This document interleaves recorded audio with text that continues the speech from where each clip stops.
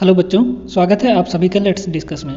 इस वीडियो में हम लोग पढ़ेंगे कक्षा 10, सब्जेक्ट अपना है गणित, कार्यपत्रक नंबर 81 और ये कार्यपत्रक है 3 फरवरी 2022 के लिए। ठीक है, तो इसमें हम लोग पढ़ेंगे, इस कार्यपत्रक से हमारा स्टार्ट हो रहा है बहुलक। ठीक है, जो हमारा पाठ चला था सांख्यिकी का, उसमें कि यह बहुलक वाला टॉपिक है जिसको हम लोग अच्छे से डिस्कस करेंगे और इससे जो रिलेटेड क्वेश्चंस होंगे इस कार्यपत्रक में वो हम लोग सॉल्व करेंगे अच्छे से समझ के कॉन्सेप्ट के साथ, क्योंकि कॉन्सेप्ट इज पावर, यानी कॉन्सेप्ट के बिना कुछ नहीं होता है, कॉन्सेप्ट ही हमारा सब कुछ होता है।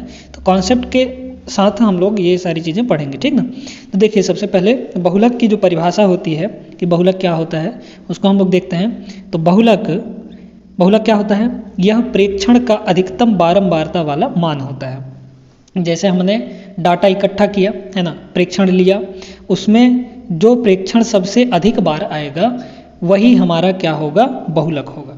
क्या? फिर से सुनिए कि जो प्रेक्षण सबसे अधिक बार आएगा, यानी जिस प्रेक्षण की बारंबारता सबसे अधिक होगी वही हमारा बहुलक हो जाएगा। ठीक है, तो देख सकते हैं हमारे पास दो तरह के आंकड़े होते हैं, वर्गीकृत और अवर्गीकृत। तो वर्गीकृत आंकड़ों में तो सीधा सीधा हम बता सकते हैं कि क्या होता है, अवर्गीकृत आंकड़ों के लिए बहुलक सबसे अधिक बारंबारता वाला परीक्षण है, यानी प्रेक्षण है। ठीक है, तो अवर्गीकृत आंकड़ों के लिए तो हम सीधा सीधा बता सकते हैं जो सबसे अधिक बार आएगा वही हमारा बहुलक हो जाएगा। लेकिन अगर बात करें वर्गीकृत आंकड़ों की, तो वहाँ पर हम डायरेक्टली नहीं बता सकते कि बहुलक क्या होगा उसका। ठीक है, तो उसके लिए क्या होता है, कुछ फॉर्मूले होते हैं निकालने के लिए। तो देखिए, अगर इसमें देखा जाए तो लिखा है कि वर्गीकृत आंकड़ों के लिए हम वह वर्ग ज्ञात करते हैं जिसकी बारंबारता अधिक है। सबसे पहले हम लोग वह वर्ग देखते हैं। जैसे वर्गीकृत आंकड़ों में क्या होता है, क्लास बाय क्लास, यानी वर्ग बाय वर्ग दिया रहता है ना, वर्ग में बांटे रहते हैं, वर्ग अंतराल दिया रहता है। तो जिसकी बारंबारता सबसे अधिक होती है वह वर्ग हम देखते हैं कि कौन सा वर्ग है, और जिसकी बारंबारता सबसे अधिक वह वर्ग कहलाता है बहुलक वर्ग। ध्यान रखिएगा इस चीज़ को, क्या कहलाता है? बहुलक वर्ग कहलाता है।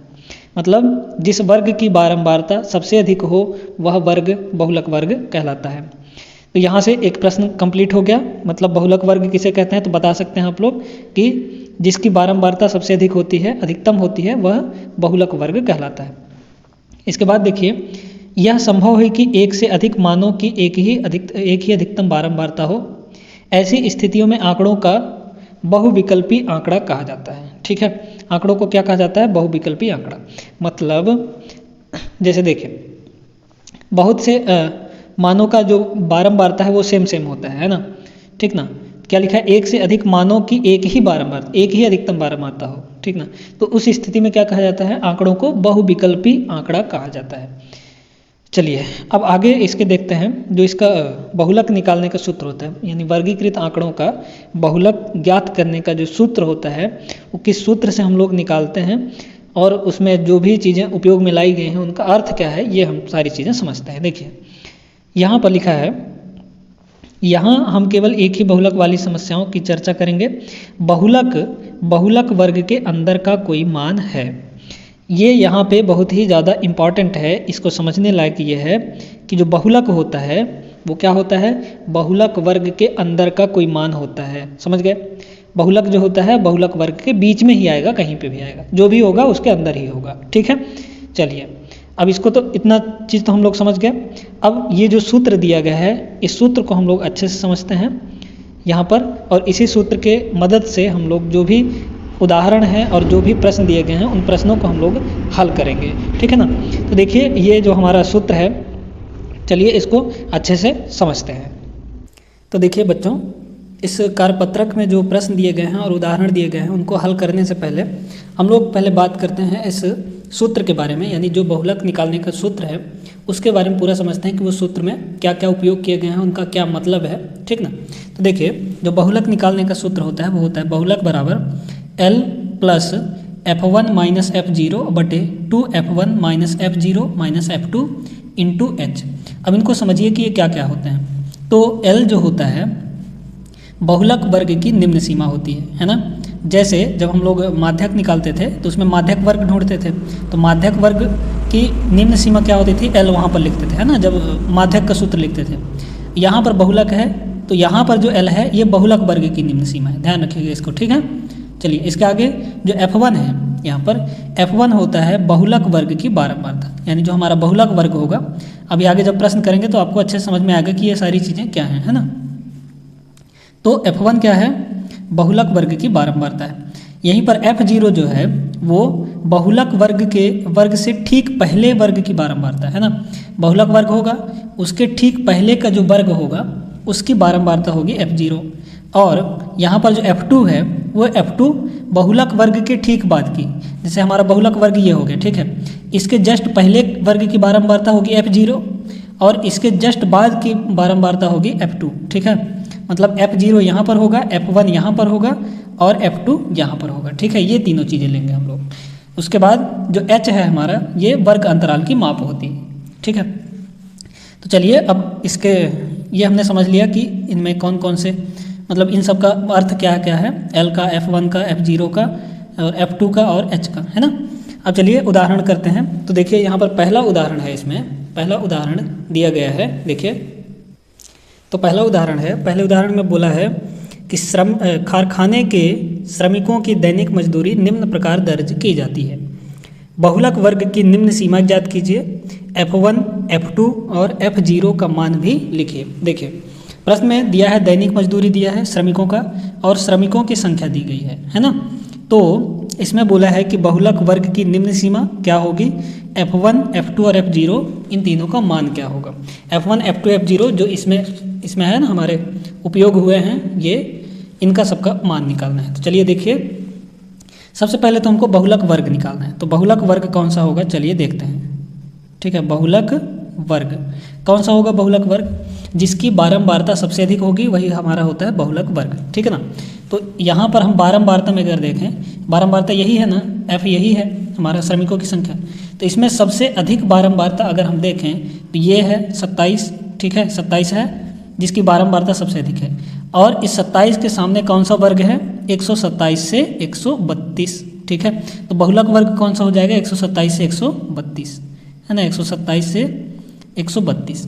अब पूछा है इसकी निम्न सीमा, तो बहुलक वर्ग हमको मिल गया और इसकी निम्न सीमा क्या है, 127 है। तो लिखें यहाँ पर बहुलक वर्ग की निम्न सीमा, है ना, निम्न सीमा क्या हो जाएगी, 127 हो जाएगी, यानी L बराबर कितना हो जाएगा, 127, ठीक है। आगे पूछा है कि F1, F0 और F2 का मान क्या होगा, ठीक ना। तो देखिए अब यहाँ पर F1 क्या होता है, F1 होता है बहुलक वर्ग की बारंबारता। तो बहुलक वर्ग क्या है, 127 से 132, उसकी बारंबारता क्या है, 27 है। तो F1 क्या हो जाएगा, 27 हो जाएगा। इसके बाद F0 क्या होता है, बहुलक वर्ग से ठीक पहले वर्ग की बारंबारता, यानी ये जो 27 है इसके ठीक पहले की बारंबारता क्या है, 5 है। तो हम लिखेंगे यहाँ पर 5, है ना। F2 क्या होता है, F2 जो होता है वो जस्ट इसके बाद की बारंबारता होती है, यानी जो बहुलक वर्ग है ना उसके ठीक बाद वर्ग की बारंबारता, यानी इस वर्ग की बारंबारता 20 है, तो 20 को हम लिख देंगे यहाँ पर, है ना। F1 होता है बहुलक वर्ग की बारंबारता, F0 होता है जस्ट इसके ठीक पहले की बारंबारता और F2 होता है इसके ठीक बाद की बारंबारता, ठीक है, समझ गए आप लोग। अब हमको यहाँ पर साथ ही हम लोग H भी देख लेते हैं, है ना, क्योंकि हमको वर्ग अंतराल की भी तो जरूरत पड़ेगी। तो वर्ग अंतराल की माप, वर्ग अंतराल की माप, है ना, H बराबर, अब वर्ग अंतराल कितना है, कौन सा है, ये 127 से 132, फिर यहाँ पर देख सकते हैं 133 से 138, है ना। तो ये कितना लंबा है, यानी फिर ये ऐसा कह सकते हैं कि इनकी माप कितनी है। तो माप कैसे निकालेंगे, 132 में से 127 अगर घटा दें, 132 माइनस 127 तो कितना आ जाएगा, 5 आ जाएगा। यही हमारा क्या होगा, वर्ग माप होगा, है ना, यानी वर्ग अंतराल की माप। तो यहाँ पर हमने सारी चीज़ें सीख ली। प्रश्न में बस यही दिया था कि बहुलक वर्ग कौन सा होगा, उसकी निम्न सीमा कौन सी होगी और F1, F0, F2 इन तीनों का मान क्या होगा। तो उदाहरण नंबर हमारा हो गया। अब देखिए यहाँ पर दूसरा उदाहरण है, दूसरे उदाहरण को भी देखते हैं हम लोग, ठीक ना। अच्छा एक बात और ध्यान दीजिए, जो हमारा ये कार्यपत्रक है इसमें जो प्रश्न दिया है, स्वयं प्रयास कीजिए का जो प्रश्न है, प्रश्न नंबर 4, उस प्रश्न नंबर 4 में ये बोला है कि उदाहरण नंबर 1 जो उदाहरण पहला उदाहरण है उसमें जो बारंबारता बंटन दी गई है उसका बहुलक भी एक ज्ञात करना है। ठीक है, तो उदाहरण नंबर 1 तो यही है हमारा, है ना। प्रश्न नंबर 4 में ये बोला है कि उदाहरण नंबर में जो भी दिया गया है उसका बहुलक निकालना है। तो उदाहरण नंबर यही है, इसका हम लोग यहीं पर बहुलक भी निकाल देते हैं तो हमारा प्रश्न नंबर 4 भी कंप्लीट हो जाएगा। ठीक है ना। तो देखिए अब बहुलक कैसे निकालेंगे, बहुलक के लिए सूत्र क्या होता है, देखिए ये प्रश्न नंबर 4 भी है साथ में, है ना। प्रश्न 4 चौथा प्रश्न भी है साथ में ये। तो बहुलक कैसे निकालेंगे, बहुलक का सूत्र लगाएंगे, है ना। बहुलक का सूत्र क्या होता है, L plus F1 minus F0 बटे 2F1 minus F0 minus F2 और गुणे में H। सभी का मान हमने निकाल लिया है, बस हमको रखना है इसमें, है ना। तो L बराबर कितना है, L बराबर देखिए L यहाँ पे निम्न सीमा 127 है ना, 127 प्लस F1 कितना है 27 है, तो यहाँ पे रख दीजिए 27, फिर माइनस F0 कितना है 5 है, तो हमने 5 रख दिया, और बटे में 2 इंटू F1, तो 2 इंटू 27 माइनस F1 कितना है, ये है 5 माइनस F2 कितना है, F2 20 है, ठीक है 20 इंटू H हमारा है 5। ठीक है, इतना हो गया। अच्छा 5 यहाँ पे है ना 5। चलिए अब आगे इसको सॉल्व करते हैं, तो कितना हो जाएगा 127 प्लस इसको इसमें घटा दीजिए तो कितना हो जाएगा, 27 में से 5 गया 22 है ना, 22 और गुणे यहाँ पे 5 है। ठीक है, अब देखिए 27 दूना 54 हो जाएगा, 54 माइनस यहाँ से -5 और -20 कितना होगा, -25 होगा, -25। ठीक है, इसके आगे सॉल्व करिए तो ये होगा 127 और प्लस 22 का गुणा 5 में, अभी ऐसे ही रहने दीजिए।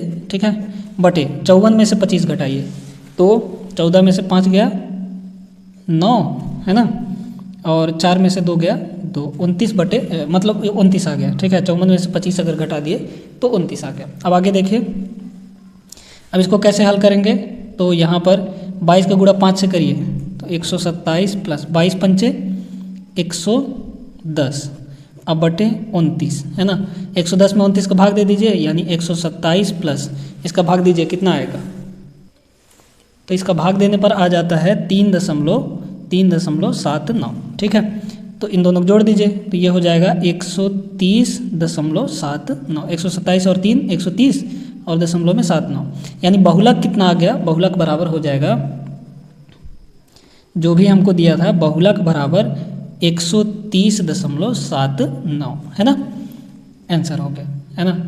अब देखिए यहाँ पर एक चीज़ और ध्यान दीजिए कि जो हमारा बहुलक होता है वो बहुलक वर्ग के अंदर ही होता है। अभी हमने पढ़ा था ना कि जो हमारा बहुलक आता है, कोई भी बंटन है या फिर बारंबारता सारणी है, उसका जो बहुलक आता है वो बहुलक वर्ग के अंदर ही होता है। तो यहाँ पर हम देख सकते हैं कि हमारा जो बहुलक वर्ग है वो कितना है, 127 से 132, बहुलक हमारा कितना है 130 आया है, तो 127 से 132 के बीच में ही तो हमारा 130.79 होगा। तो यहाँ से हमको क्या पता चल रहा है कि जो बहुलक होता है वो बहुलक वर्ग के बीच ही होता है। ठीक है, अंदर होता है उसके बहुलक वर्ग के। तो चलिए उदाहरण नंबर 1 के साथ साथ हमारा प्रश्न नंबर 4 भी कंप्लीट हो गया। अब चलते हैं उदाहरण नंबर 2 पर। ठीक है, उदाहरण नंबर 2 देखिए यहाँ पर। उदाहरण नंबर 2 है, निम्न तालिका एक इलाके में 25 घरों के किराने के खर्च को दर्शाती है। उपयुक्त विधि से किराने पर होने वाला बहुलक खर्च ज्ञात करना है ना, हमको बहुलक खर्च निकालना है। ये हमको दिया गया है, दैनिक व्यय दिया है, रुपए में दिया गया है 100 से 150, 150 से 200, 200 से 250, 250 से 300, फिर 300 से 350। इसके खर्चे मतलब इतने खर्चे किराने में कब कब होते हैं, कितने घरों में होते हैं, तो 4 घरों में, फिर 5 घरों में, फिर 12 घरों में, फिर 2 घरों में, फिर 2 घरों में, है ना।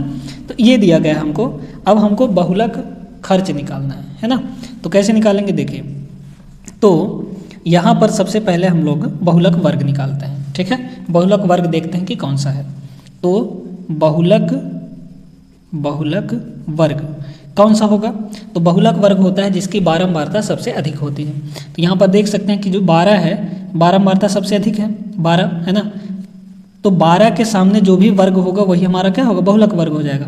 तो 12 ये अधिकतम है, इसके सामने हमारा 200 से 250 है, बहुलक वर्ग हो जाएगा। ठीक है, अब इसकी निम्न सीमा क्या है, 200 है, तो L बराबर हो जाएगा 200। इसके बाद F1 हमारा क्या होगा, तो F1 देखिए ये बहुलक वर्ग हो गया ना, ये जो है हमारा बहुलक वर्ग हो गया। तो F1 क्या होता है, बहुलक वर्ग की बारंबारता। तो बारंबारता कितनी है, 12, तो ये हो जाएगा F1। फिर F0 इसके जस्ट पहले वाला होता है, तो पहले वाला क्या है, 5 है ना। फिर F2 कौन सा होता है, इस 12 के जस्ट बाद वाला है ना, F1 के जस्ट नीचे वाला, तो क्या हो जाएगा, 2 हो जाएगा F2। और H क्या होगा, हमको H भी तो चाहिए, तो H क्या होता है, वर्ग अंतराल की माप होती है। तो वर्ग अंतराल क्या है, यहाँ पर 200 से 250, तो इनके बीच में कितना है गैप, तो देख सकते हैं कि 250 में अगर 200 घटाया है, 250 माइनस 200, तो ये आएगा 50, यानी H हमारा कितना हो गया, 50 हो गया। ठीक है, अब हमको सूत्र में रखना है। तो बहुलक बराबर क्या होता है, बहुलक बराबर L plus F1 minus F0 upon होता है 2F1 minus F0 minus F2 और इंटू H, यही होता है। ठीक है, सभी का मान रख दीजिए। तो यहाँ पर L का मान है 200, तो 200 रख दिए, प्लस F1 है 12 माइनस 5 डिवाइडेड बाई 2F1 यानी 2 इंटू 12, फिर माइनस 5 माइनस 2 इंटू 50। ठीक है, इतना समझ गए। आगे इसके करें सॉल्व, तो 200 प्लस 12 में से 5 गया 7 है ना, और गुणे यहाँ पे है 50, तो 50 भी लिख दीजिए, और बटे में हो जाएगा 12 दूना 24 माइनस 5 और माइनस 2 कितना होगा, -7 होगा, तो ये हो गया -7। ठीक है, और इसको घटा दीजिए, तो ये हो जाएगा 200 प्लस 7 पंद्रह 35 यानी 350, और बटे 24 में से 7 गया, घटा दीजिए 17 है ना, 17, तो ये हो जाएगा 17। अब इसको भाग दे दीजिए तो हमारा आ जाएगा है ना। तो यहाँ पर 200 प्लस इसको भाग दीजिए, कितना होगा, 17 दूना 34 है ना, 1 बचा 10 हो गया, फिर 0। ठीक है, फिर इसके बाद दशमलव, तो हो गया अपना कितना, 100 हो गया। ठीक है, फिर कितना हो जाएगा, 100 हो गया, तो 17 × 5 = 85 यानी 5 बार में जाएगा। ठीक है, फिर 85 तो 15 बचा है ना, तो 150 हो गया। फिर हमको क्या करना पड़ेगा, क्या हो जाएगा, 17 8 है ना, 17 8 136 होता है, तो 8 बार में जाएगा। ठीक है, तो ये कट गया हमारा 20.58 आ गया, 20.58। ठीक है, इन दोनों को जोड़ दीजिए, तो ये हो जाएगा 220.58। यही हमारा क्या हो गया, बहुलक हो गया, बहुलक। ठीक है, तो बहुत ही आसान था, क्या करना था, बस हमको सारी चीज़ें देखनी थी कि क्या कहाँ पर है, और उसके बाद सूत्र में रख देना था, तो आ जाएगा। ठीक है, बहुलक कितना आ गया, 220.58, ये हमारा आंसर हो जाएगा। तो चलिए, अब दोनों उदाहरण हमारे हो गए। अब हम लोग चलते हैं पहले नंबर के प्रश्न पर। तो पहला प्रश्न देखिए यहाँ पर है, पहला प्रश्न में बोला है कि खाली स्थान है ये एक, वर्गीकृत आंकड़ों का बहुलक ज्ञात करने का सूत्र। वर्गीकृत आंकड़े जो होते हैं उनका बहुलक ज्ञात करने का सूत्र क्या होता है, यही सूत्र होता है जो हम लोग अभी प्रयोग किए हैं। ठीक ना, तो खाली स्थान में यही हो जाएगा, बहुलक बराबर ये L plus F1 minus F0 बटे 2F1 minus F0 minus F2 और इंटू H। ठीक है, सूत्र हो गया, पहला प्रश्न भी हो गया। अब चलिए दूसरा प्रश्न है, ये भी खाली स्थान है। तो बोला है कि वर्गीकृत आंकड़ों का बहुलक फिर खाली स्थान के अंदर का कोई मान होता है। तो बहुलक क्या होता है, बहुलक वर्ग के अंदर का मान होता है। तो दूसरे प्रश्न में जो खाली स्थान है वहाँ पर हो जाएगा बहुलक वर्ग। ठीक है, बहुलक वर्ग के अंदर का होता है। तो दूसरा हो गया। अब हम लोग देखते हैं तीसरा प्रश्न देखते हैं। तो तीसरा प्रश्न भी आसान ही है, जल्दी हो जाएगा। ठीक ना, देखिए तीसरे प्रश्न में ये कह रहा है कि निम्न बारंबारता बंटन का बहुलक 12.89 है। बहुलक पहले ही दे दिया है, कितना दिया है, 12.89। फिर इसके आगे प्रश्न ये पूछता है कि इन आंकड़ों का बहुलक वर्ग लिखिए। अब हमको बहुलक वर्ग क्या होगा वो पता लगाना है। तो अभी हम लोग पढ़े हैं कि जो बहुलक होता है वो बहुलक वर्ग के अंदर का कोई मान होता है ना, इतना समझ गए। बहुलक जो होता है बहुलक वर्ग के अंदर का कोई मान होता है। तो यहाँ पर बहुलक हमको दिया है, मतलब जो बहुलक वर्ग के अंदर में ये कहीं ना कहीं मान होगा, है ना। तो हम लोग देखेंगे कि किस वर्ग के बीच में ये मान आता है ना। तो अगर हम देखें तो 10 से 15 के बीच में ही, 10 से 15 के अंदर ही ये 12.89 होगा, और तो कहीं होगा नहीं ना। तो बहुलक वर्ग हमारा कौन सा हो जाएगा, 10 से 15। तो बहुलक वर्ग होगा हमारा 10 से 15। इसका रीजन ये है, कारण ये है कि जो बहुलक होता है वो बहुलक वर्ग के अंदर का कोई मान होता है। तो बहुलक हमको पहले ही दे दिया है 12.89, तो ये बहुलक वर्ग के अंदर ही होगा। तो किसके अंदर होगा, 10 से 15 के बीच में होगा, है ना। कहीं पर भी 15 से 20 के बीच तो होगा नहीं, क्योंकि 12.5 है, तो 15 से आगे, ये आगे की बात कर रहा है ये। 5 से 10 के बीच में भी नहीं होगा, क्योंकि 12 दशमलव है कुछ, ठीक है। तो बहुलक वर्ग कौन सा हो जाएगा, 10 से 15 हो जाएगा, ठीक है। चलिए, तो तीसरा प्रश्न में बस यही पूछा था, और चौथा प्रश्न तो हम लोग कर ही चुके हैं, उदाहरण नंबर 1 जब किए थे, ठीक है। तो इसी के साथ हमारा ये कार्यपत्रक 81 कंप्लीट हुआ। अगर आप लोग को अच्छी लगी हो वीडियो तो वीडियो को लाइक कर दीजिए, चैनल को सब्सक्राइब कर लीजिए अगर आप चैनल पर नए हैं तो। और ऐसे ही हम लोग अगला वर्कशीट भी अच्छे से सॉल्व करेंगे समझ के, कॉन्सेप्ट के साथ। तो बने रहिए और वीडियो को देखते रहिए हमारे चैनल पर जो भी आती हैं, ठीक है। चलिए फिर मिलते हैं अगले वीडियो पर, तब तक के लिए जय हिंद।